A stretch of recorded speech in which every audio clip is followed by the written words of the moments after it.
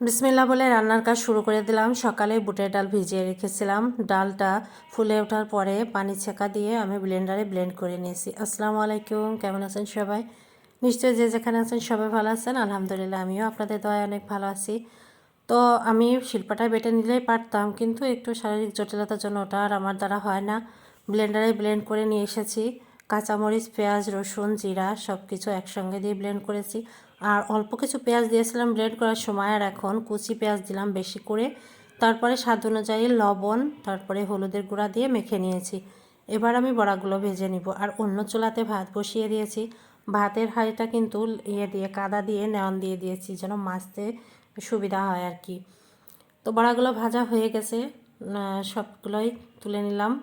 নিয়ে এবার এই কড়াইতে যে তেল আছে, এই তেলে আমি মাছগুলা হলুদ লবণ মাখিয়ে একটু মরিচের গুঁড়া দিয়ে মাখিয়ে তারপরে আমি ভেজে নিব।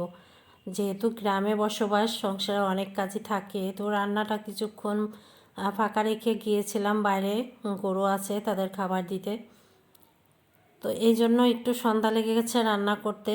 এটা অবশ্য আমার গতকাল রাতের রান্নার ভিডিও। আমি তো আজকে এখন করাটা সম্ভব হয়নি, ভিডিও কালকেরটাই দিচ্ছি আর কি, আপনাদের সঙ্গে শেয়ার করছি। তো বড়ি আমি আজকে মাছ দিয়ে রান্না করব। অন্যদিন তো ডিম দিয়েই রান্না করি। ডিম দিয়ে খেতেও ভালো লাগে, কিন্তু মাছ দিয়ে রান্না করলেও অনেক মজা লাগে। তো এখানে সরিষা, কাঁচামরিচ, পেঁয়াজ বেটে নিয়েছি।